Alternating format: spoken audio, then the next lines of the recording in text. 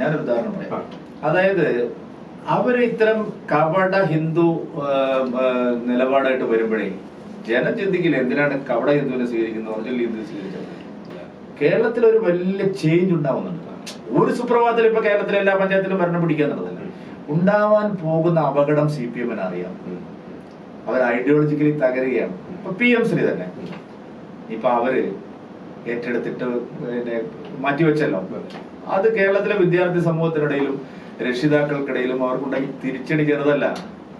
എത്ര നല്ല സൗകര്യങ്ങൾ കിട്ടാമായിരുന്ന ഒരു അവസരം ഈ വരട്ടുവാദം കാരണം ഇല്ലാതാക്കിയെന്നുള്ള ബോധ്യമാണ്. അതുകൊണ്ട് അവര് പ്രോ ഹിന്ദു ആയി, അല്ലെങ്കിൽ കുറെ അമ്പലങ്ങളിൽ അവർ കയറിക്കൂടി, അവരുടെ നിലപാട് യോഗയായിരുന്നു പറഞ്ഞ ആളുകള് അപ്പം ഒറിജിനൽ ഹിന്ദു ഇവിടെ ഉണ്ടല്ലോ, അല്ലെങ്കിൽ ഒറിജിനൽ ദേശീയവാദി ഇവിടെ ഉണ്ടല്ലോ. എന്നെ സംബന്ധിച്ച് ഞാൻ വിലയിരുത്തുന്നത് അങ്ങനെയാണ്. എന്തുമാത്രം നമ്മളെ അനുകരിക്കാൻ അവര് ശ്രമിച്ചാലും അവര് പൊളിയെന്നല്ല, നമുക്ക് അതുകൊണ്ട് നഷ്ടമൊന്നും ഉണ്ടാകും. ഇപ്പൊ ഞാനൊരു ഉദാഹരണം, നന്ദ ഭജൻസ്,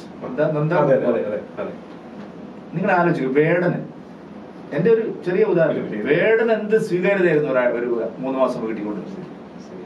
കമ്മ്യൂണിസ്റ്റുകാർ കൂട്ടത്തിൽ കൂടി PFIക്കാര് കൂട്ടത്തിൽ കൂടിയപ്പോ ഇവിടുത്തെ ഭൂരിപക്ഷ സമുദായത്തിന് മനസ്സിലായി ഈ ഭജന എവിടെ ഉണ്ടെങ്കിലും അവിടെ ഒരു മണൽ ഒരു തരി ഇട്ടതിന് കാണാൻ അത്ര ആയിരങ്ങൾ അത് സ്വീകരിച്ചു. ഞാനൊരു പൊളിറ്റിക്കലി പറയുന്നല്ല.